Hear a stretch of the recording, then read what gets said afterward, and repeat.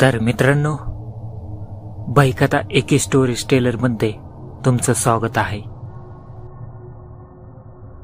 जर तुम्हाला या चॅनलवरती बाईकथा पाठवायची असल्यास तर मी चॅनलच्या डिस्क्रिप्शनमध्ये लिंक दिलेली आहे, त्यावर कथा पाठवावी. फॉरेस्ट ऑफिसरचा अनुभव. एका घनदाट जंगलात फॉरेस्ट ऑफिसर संदीप देशमुख यांची नियुक्ती झाली. ते जंगल अगदी निर्जन मोठ्या झाडांनी व्यापलेले होते आणि त्याबद्दल गावकऱ्यांमध्ये अनेक भीतीदायक गोष्टी सांगितल्या जात होत्या.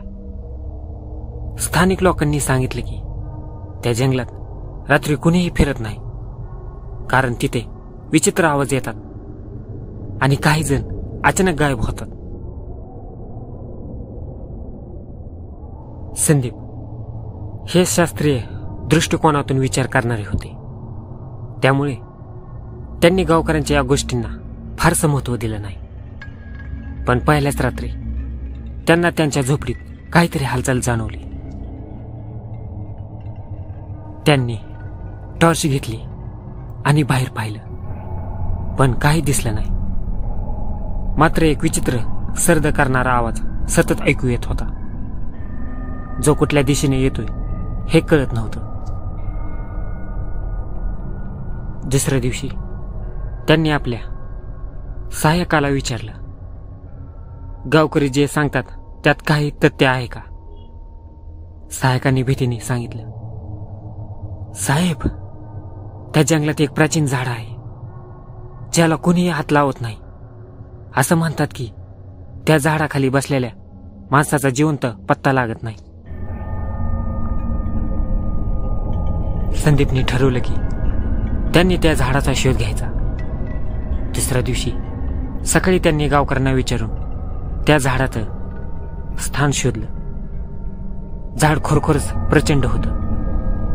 त्याच्या मुळामध्ये काहीतरी हालचाल जाणवत होती. जवळ जाताच त्यांना भास झाला की झाड त्यांच्याकडे पाहून हसत आहे. त्या रात्री संदीपच्या कॅबिनमध्ये अचानक खूप थंडी जाणवली. झोपेत त्यांना वाटलं की कोणीतरी त्यांच्यावर सावलीसारखं उभं आहे. त्यांना जाणवलं की त्यांच्या हातावर कोणीतरी थंडगार स्पर्श केलाय. घामाने भिजलेले संदीप जागे झाले, पण त्यांच्या खोलीत कोणीही नव्हतं. या घटनेनंतर संदीपने ठरवलं की त्या झाडाची सखोल चौकशी करायची. पण त्याचवेळी गावातील एका ज्येष्ठ व्यक्तीने त्यांना सांगितलं, त्या झाडावरचा आत्मा कुणालाही सोडत नाही. अनेक वर्षापूर्वी तिथे एक फॉरेस्ट ऑफिसरच गायब झाला होता. संदीपची उत्सुकता वाढली होती, पण त्यांच्या मनातही भीतीचं बीज रुजलं होतं. पुढच्या रात्री जे काही घडलं ते सांगण्याजोगं नाही, कारण संदीपने त्या रात्रीच्या अनुभवाचा सामना करण्याचं ठरवलं. रात्रीचा काळोख पसरल्यावर त्यांनी कॅबिनमधून बाहेर पाऊल ठेवलं. सोबत टॉर्च, रेडिओ आणि बंदूक घेतली होती. जंगलात एक विचित्र शांतता होती, फक्त झाडांची सळसळ आणि दुरून येणारा अस्वस्थ करणारा आवाज. ते त्या झाडाजवळ पोचले. झाड त्यांच्या अंगावर मोठं सावट पसरवत होतं. टॉर्च लावताच झाडाच्या मुळामध्ये काही हालचाल दिसली. एखाद्या मनुष्याचं आकृत्यासारखं काहीतरी हलत होतं. संदीप जवळ जाताच अचानक थंडगार वारा सुटला. त्यांना एका स्त्रीचा फुसफुसणारा आवाज ऐकू आला, तू इथे का आलास? परत जा, अजून वेळ आहे. पण संदीप अजून पुढे गेले. अचानक टॉर्च बंद पडली आणि एक जोरदार किंकाळी कानावर आदळली. संदीपने रेडिओने सहाय्यकाला बोलावण्याचा प्रयत्न केला, पण काहीच प्रतिसाद आला नाही. त्यांच्या आजूबाजूला विचित्र सावल्या फिरू लागल्या. झाडावर कुणीतरी बसलेलं दिसत होतं. ते आकृती मंद प्रकाशात स्पष्ट दिसत होतं. संदीपने विचारलं, तो कोण आहेस? इथे काय चाललंय? तेव्हाच तो आकृती खदखदून हसू लागला. आवाज खूप वेगळा होता, मानवी नव्हता. तुला सत्य जाणून घ्यायचंय तर तुझी किंमत मोजायला तयार हो, असं म्हणत ती आकृती झाडामागे गायब झाली. संदीपने तिचा पाठलाग केला आणि अचानक जमिनीचा तुकडा कोसळला. ते खाली अंधाऱ्या खड्ड्यात पडले. खड्ड्याच्या आत असंख्य हाडं विखुरलेली होती. ते सर्व लोक जे झाडाजवळून गायब झाले होते त्यांचे अवशेष होते. अचानक खड्ड्यातून काहीतरी निघून आलं. एक भयानक विकृत चेहरा असलेला सजीव. संदीपने बंदुकीने गोळी झाडली, पण त्याचा काहीच उपयोग झाला नाही. त्या चेहऱ्यानं जवळ येत फक्त इतकंच म्हटलं, तुझा खेळ संपला. आणि एका क्षणात सगळं अंधारमय झालं.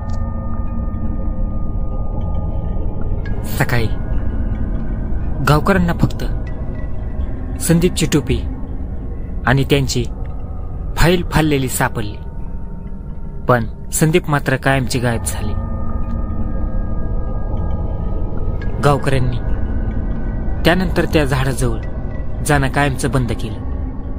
त्या जंगलात अजूनही काही लोकांना संदीपचा आवाज ऐकू येत असं सांगितलं जातं. परत जा, अजून वेळ आहे. संदीप अंधारात पडताच त्यांना जाणवलं की त्या खड्ड्यात काहीतरी वेगळं आहे. तिथे हाडं आणि कावट्या तर होत्याच, पण एका भिंतीवर काही कोरलेलं होतं. त्यांनी टॉर्च लावली आणि वाचलं, जो इथे येईल तो इथंच राहील. तितक्यात मागून आवाज आला, तुला कळलं का? का सावध केलं होतं? संदीप मागे वळले. समोर तीच आकृती उभी होती, एका विचित्र आणि कुरूप अवस्थेत. ती आकृती म्हणाली, हे जंगल माझं आहे. जो मला विसरून येथे येतो तो कधीच परत जात नाही. संदीपने हिम्मत करत विचारलं, तो कोण आहेस? ती आकृती पुढे येत म्हणाली, मी त्या लोकांचा आत्मा आहे ज्यांना जंगलाने गिळलं.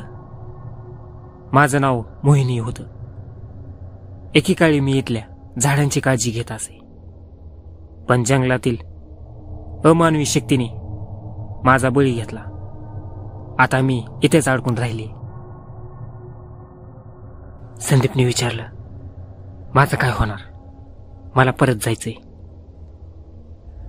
मोहिनीने हसून सांगितलं, जायचंय? इथे आल्यावर कोणीच परत जात नाही. संदीपने बंदुकीने मोहिनीवर निशाणा साधला, पण गोळी झाडण्याआधीच ती गायब झाली. खड्ड्यातून बाहेर पडायचा मार्ग शोधत असताना त्यांना त्यांच्या सहाय्यकाचा आवाज ऐकू आला. साहेब, तुम्ही कुठे आहात? आवाज स्पष्ट होता. संदीपने जोराने ओरडून उत्तर दिलं, मी इथे आहे. पण तितक्यात त्यांना जाणवलं आवाज जवळ येत नव्हता, तर दूर जात होता.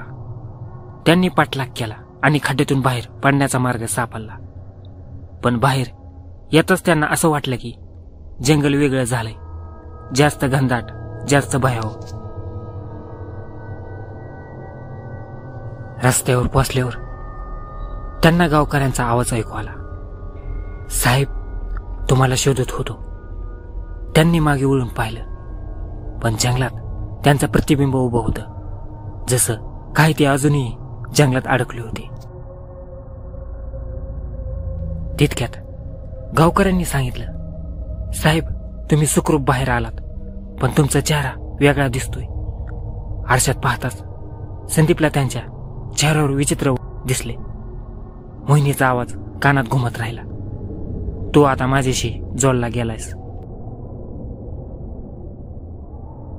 त्या दिवसानंतर संदीप कधीच नॉर्मल आयुष्य जगू शिकले नाहीत.